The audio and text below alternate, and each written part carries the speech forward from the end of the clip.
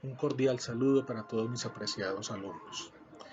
En este momento es el video número 2. Los voy a empezar a numerar para que no tengamos alguna confusión posteriormente cuando alguien los tenga que ver los videos de manera continua, por lo menos numerados, puede ir llevando el orden.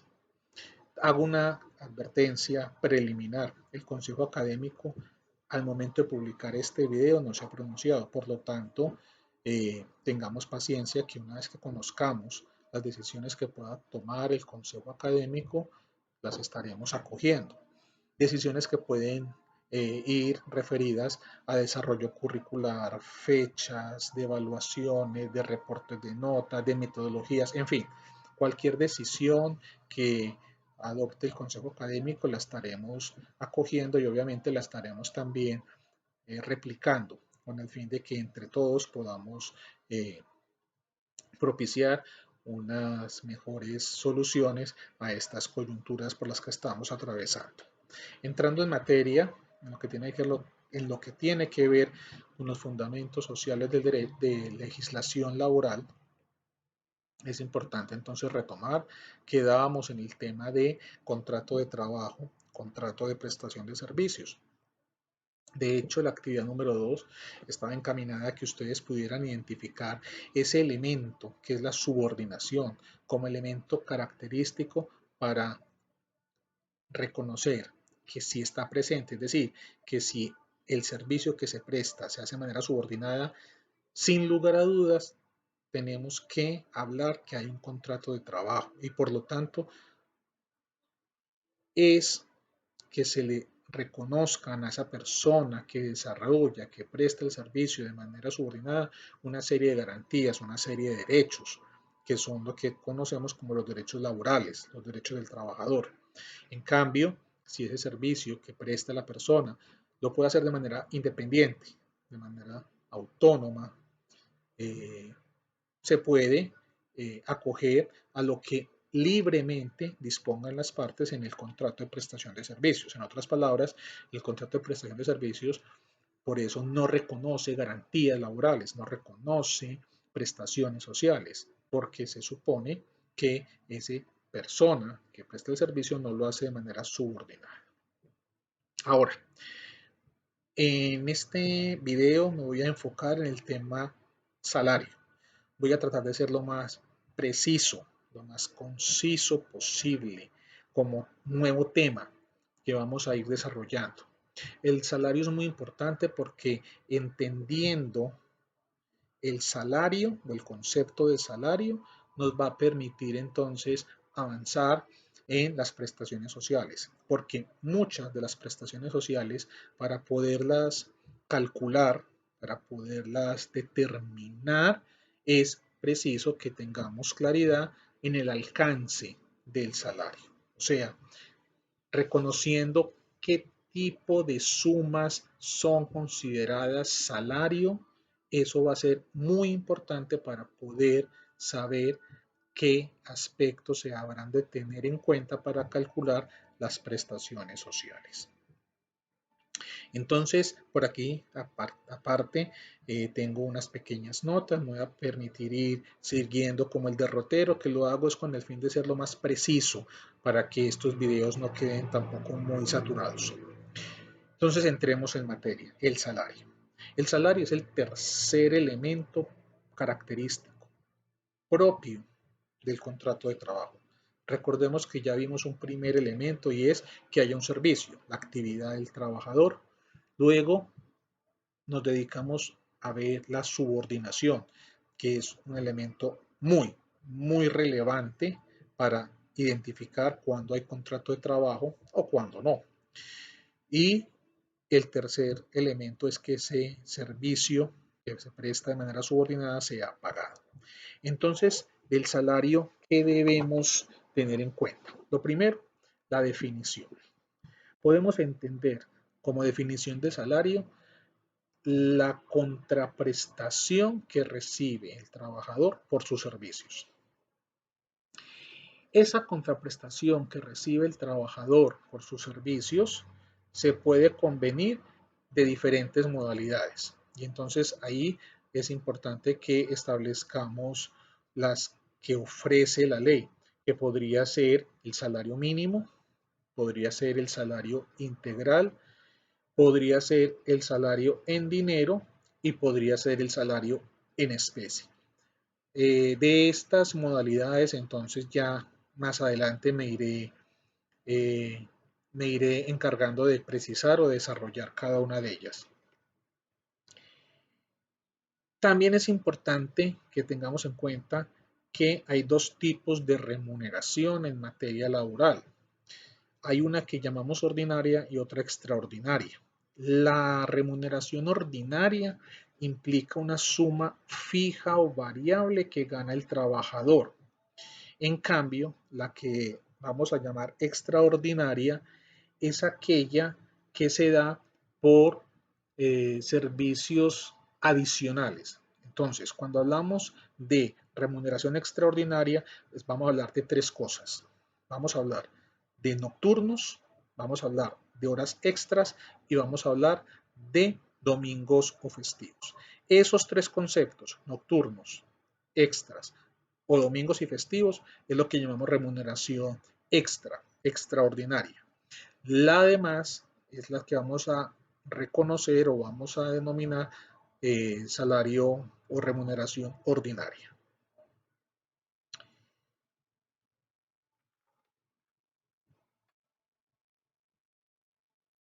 ¿Qué pasa cuando el trabajador está incapacitado? En caso de incapacidad comprobada, para que el trabajador pueda desempeñar o pueda realizar las labores ocasionadas por una enfermedad no profesional, el trabajador tiene derecho a que el empleador le pague un auxilio monetario hasta por 180 días, es decir, hasta por 6 meses, que lo va a pagar de la siguiente manera: 2/3 partes del salario durante los primeros 90 días. O sea, hasta los primeros 3 meses se le va a reconocer al trabajador las 2/3 partes de su salario. Y entre el día 91 y el día 180, lo que va a recibir es la mitad, es decir, el 50%. Tengamos en cuenta que en esos casos de incapacidad, cuando el trabajador está afiliado a la EPS es la responsable de hacer este tipo de pagos. ¿Qué tipo de pagos se entienden que constituyen salario? Porque tenemos que tener en cuenta que constituye salario no solamente la remuneración ordinaria, es decir, aquello que se le paga de manera fija, 1 millón de pesos mensuales, 800.000 pesos mensuales, 2 millones de pesos mensuales, o variable. Hay muchas actividades que por comisiones, por bonificaciones, por la forma en que se haya pactado la manera de pagar al trabajador, es trabajo, sino que todo aquello que se le dé al trabajador que sea resultado de una contraprestación de sus servicios, eso es salario. Tengo que insistir mucho en esto porque, al contrario, lo que el trabajador llegare a recibir, pero que no se pueda entender como una contraprestación a sus servicios, no es salario. Es decir, por ejemplo, se le va las prestaciones sociales, es el primer tópico. El trabajador también recibe prestaciones sociales, pero las prestaciones sociales no son salario. Segundo, hay pagos que se le dan al trabajador simplemente para compensarle algún tipo de gasto, de erogación que haya tenido el trabajador. Entonces, cuando el empleador le reconoce al trabajador este tipo de gastos, debe ser claro y debe mediar en lo posible un acuerdo escrito para que no hayan conflictos posteriores y podamos entender si se le está dando algo al trabajador como contraprestación de su actividad o simplemente por otro concepto. Pongamos ejemplos. Día de la secretaria, y se le da a la secretaria un bono de 50.000 pesos. Fíjense lo que podría pasar si nosotros dijéramos por el mes de abril, la secretaria tiene un salario de 1.000.000 de pesos y además recibió 50.000 pesos. Si nosotros no hiciéramos el suficiente discernimiento en entender que los 50.000 pesos no son una contraprestación por su servicio, simplemente se debió a otro tipo de acontecimiento, era el día de la secretaria, o era por un cumpleaños, o era porque le estaban reembolsando un gasto, en fin, cuando lo que se le da al trabajador no es por su salario, perdón, por su actividad, no constituye salario. Y eso lo vamos a tener que tener muy, muy presente porque nosotros vamos a tener que diferenciar de todo lo que perciba el trabajador cuáles son los elementos constitutivos de salario, porque eso es lo que va a generar el IBC, ingreso base de cotización, y excluir, es decir, no considerar aquellas otras sumas que posiblemente pueda recibir el trabajador, pero que no harán parte del IBC, no hará parte del ingreso base de cotización. Y eso va a tener unos efectos directos en lo que vamos a ver más adelante, que son las prestaciones. Entonces, repito, el salario lo constituye toda aquella suma fija o variable que reciba el trabajador en dinero o en especie.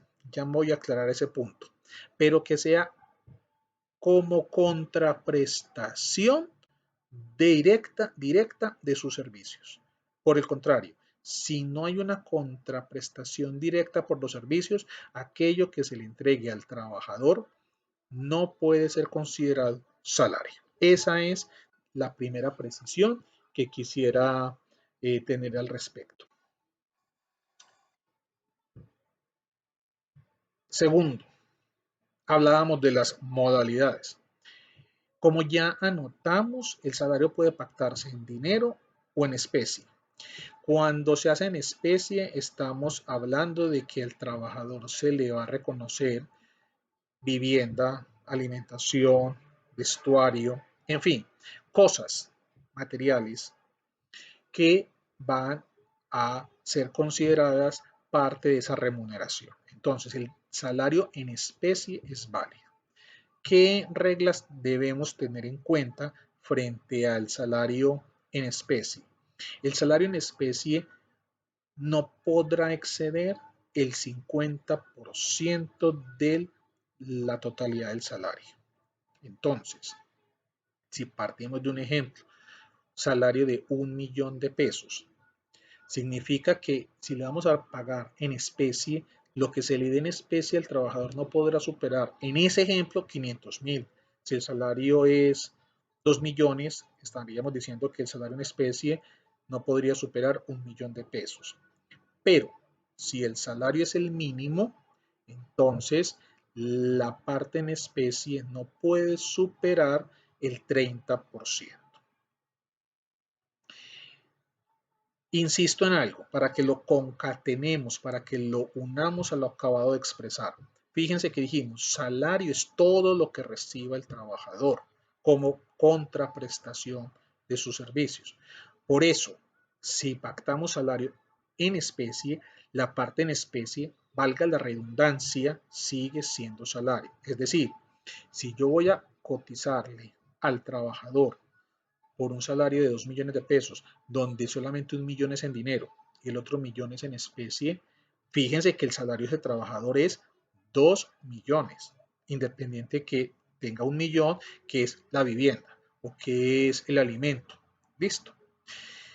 Y al contrario, si yo le doy a un trabajador un mes una remuneración de 1.500.000 pesos, pero su salario es 1 millón porque los otros 500.000 fueron por un ingreso no constitutivo de salario, es decir, porque fue un pago que se le hizo al trabajador, pero no tenía por fin, no tenía por objetivo compensarle el trabajo, significaría en ese ejemplo que solamente es 1 millón, por lo que le tengo que calcular las prestaciones o la seguridad social. Es decir, de ahí la importancia de nosotros precisar cuando le vamos a entregar o para cuando vamos a calcular qué devenga un trabajador, diferenciar qué es constitutivo de salario, todo aquello que se pague por el esfuerzo, por la actividad, y qué no es constitutivo de salario. Y tengamos en cuenta que dentro de los constitutivos de salario puede haber parte en especie. Por eso la parte en especie, es decir, cuando yo voy a pactar que parte del salario es alimento, vivienda, la afiliación a un club, en fin, tantas cosas que podrían ser eh, salario en especie, se tiene que definir qué porcentaje es esa especie respecto al valor total. Si tu salario va a ser de 2 millones de pesos, pero porque tú vives aquí mismo en el lugar de trabajo, 500,000 es vivienda, yo tengo que acordar con el trabajador 500,000 pesos salario en especie, que es un trabajador al que yo le voy a reconocer gastos de transporte como no constitutivos de salario. Yo tengo que pactar, mira, tu salario es 1 millón de pesos y además te voy a dar 200,000 pesos para que te ayudes en la movilidad. 200,000 pesos que vamos a pactar que son no constitutivos de salario. ¿Por qué? Porque son para movilidad, no son para compensarte la actividad. O sea, siempre, siempre tenemos que precisar que parte de ese salario, dinero o especie, es constitutiva de salario y qué parte de esa remuneración no es constitutiva de salario.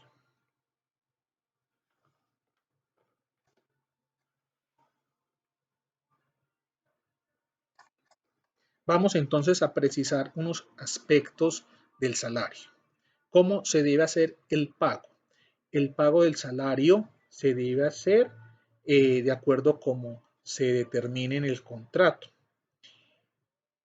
¿A quién se le hace ese pago del salario? El salario se paga directamente al trabajador. El trabajador puede autorizar a que se le pague a otra persona, pero si va a autorizar a otra persona debe quedar esa autorización por escrito.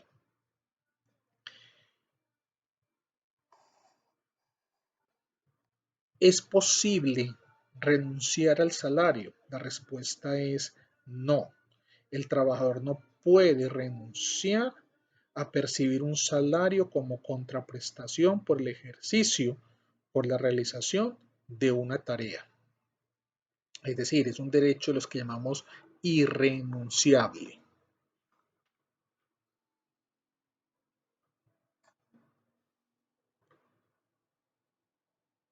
En el año 2020, ¿cuánto es el salario mínimo? En el año 2020 el salario mínimo quedó fijado por el gobierno nacional en la suma de 877,803 pesos. Y lo que acabamos de decir hace referencia a las remuneraciones ordinarias, es decir, al salario. Ahora, voy a dejar como abrebocas unas determinaciones que se hacen frente al trabajo, frente a la remuneración extraordinaria. La primera posibilidad de remuneración extraordinaria es el trabajo extra. El trabajo extra es aquel que el trabajador realiza cuando sobrepasa, cuando supera, cuando por fuera de su jornada debes continuar realizando la labor. Solamente ahí podemos decir que hay trabajo extra. Esa remuneración extra es muy importante porque la ley fija los siguientes parámetros. La ley dice que si el trabajo extra se realiza en jornada diurna, para la ley, la jornada diurna es la comprendida entre las 6 de la mañana y las 9 de la noche. Entonces, si un trabajador labora extra entre 6 de la mañana y 9 de la noche, lo que tenemos es que habrá que reconocerle al trabajador un 25% de remuneración extra sobre el valor ordinario diurno. Si el trabajo, la actividad extra se realiza en horas nocturnas, es decir, las comprendidas entre las 9 de la noche y las 6 de la mañana, esa remuneración que se le hace al trabajador extra tendrá que tener un recargo del 75% sobre su valor ordinario. Entonces, lo que tendríamos que hacer nosotros es siempre precisar cuánto es el valor hora de un trabajador. Cuando tenemos ese dato, simplemente calculamos 25% más por hora extra diurna o 75% por valor hora extra nocturna. Si vamos a poner un ejemplo, Pedro Pérez trabaja de lunes a viernes como analista. Su salario mensual es de 900,000 pesos y se le debe en el último mes 12 horas extras diurnas y 10 horas extras nocturnas. ¿Qué tenemos que hacer? Tendríamos que hacer el siguiente ejercicio. Determinar el valor hora. Entonces nosotros decimos 900,000 pesos por mes. Entonces se divide 900,000 por 240. ¿Por qué 240? Tengamos en cuenta algo. La ley laboral permite, faculta, que hagamos todos los cálculos como si los meses tuvieran 30 días. Entonces, ¿cuántas son las horas laborales por día? 8. 8 por 30, 240. Entonces, ¿qué hacemos? Dividimos el valor del salario por 240 y eso nos va a dar ¿qué? Nos va a dar el valor hora. Volvamos al ejemplo. Si Pedro Pérez labora en un mes con un salario de 900,000 pesos, tendríamos que el valor por hora es, aquí tengo la calculadora, no crean que me lo sé de memoria, 3,750. ¿Qué hacemos entonces? Empecemos a decir, él se gana 900,000 pesos. Ese es el básico. ¿Por trabajar cuánto? Por trabajar 8 horas diarias durante 30 días al mes. Estamos diciendo, pero va a tener remuneración extraordinaria. ¿A título de qué? Horas extras, diurnas. Entonces multiplicamos el valor hora, 3,750, por 1.25 o por el 25% más para poder saber cuánto es que vale la hora extra diurna. Y entonces 3,750 por el 25%, que es el recargo de la hora extra diurna, nos va a dar 4,687,5 pesos. Ese es el valor de la hora extra diurna. En el ejemplo dije, realizó 12 horas extras diurnas. Entonces va a tener un valor total de 5 por 12 de 56,250 pesos a título de horas extras diurnas. Hacemos la misma operación. El valor hora ordinaria en este señor Pedro Pérez es de 3,750. Vamos a mirar cuánto es el valor de las horas extras nocturnas. Entonces decimos que es con el 75%. Entonces multiplicamos 3,750 por 1.75 o por el 75% más, dependiendo cómo lo hagan ustedes en la calculadora. En la calculadora, y eso nos va a dar un resultado de 6,562,5 pesos por hora extra nocturna. Entonces, si en el ejercicio dijimos que él realizó 10 horas extras nocturnas, nos debe dar un total de 65,625 pesos de, de, de valor a compensarle al trabajador a título de horas extras nocturnas. Yo voy a dejar este video hasta ahí.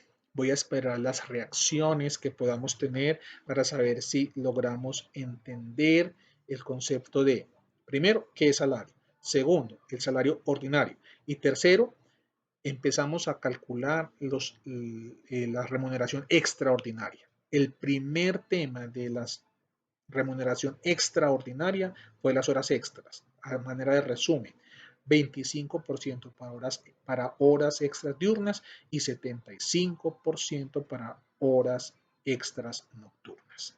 Si logramos entender esta parte, entonces vamos a avanzar en un segundo momento con el cálculo del trabajo nocturno y del trabajo dominical. Listo. Yo voy a esperar las reacciones en el transcurso de esta semana. Igual les haré saber las posibles medidas. Y de todas formas, como yo voy a cargar otros videos, en la medida en que avancemos en los videos voy a ir reforzando este tema. Yo espero que la parte de hacer ese cálculo no se nos haga difícil. Por eso quiero ir sabiendo si me logro hacer entender. Entonces espero sus comentarios y bueno, un abrazo.